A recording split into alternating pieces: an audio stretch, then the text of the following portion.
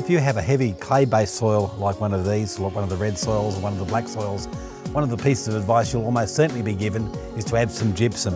Now, gypsum is available as a liquid product or as a powder, and the idea of using gypsum is that it helps to bind together very small clay particles into larger particles and therefore improve soil structure. Now, there is a very simple test that you can do on your soil to see whether it will benefit from the addition of gypsum or not. Now, if your soil doesn't need it, you really shouldn't add it because it will add extra elements that are not required in the soil. Now, to do a test to see whether your soil needs it or not is really very straightforward. You need a sample from your soil, of course, and again, dig down about 4 inches or 5 inches, that is about 100 millimetres or so into the soil itself, and get a very small sample of soil. If you need to moisten it down until you've got a piece that's around about that size, around about 1 centimetre by 1 centimetre or so, in a nice little clay ball.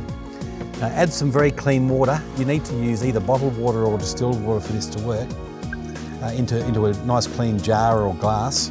About that much is certainly enough. And then carefully add the clay ball or clay cube into that water.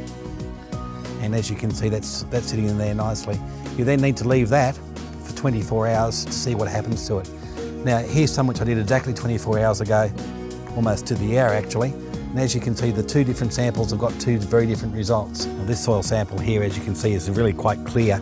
No cloudiness whatsoever, so if it ends up being clear after 24 hours, don't add gypsum. In fact, you could do more damage in a soil like this.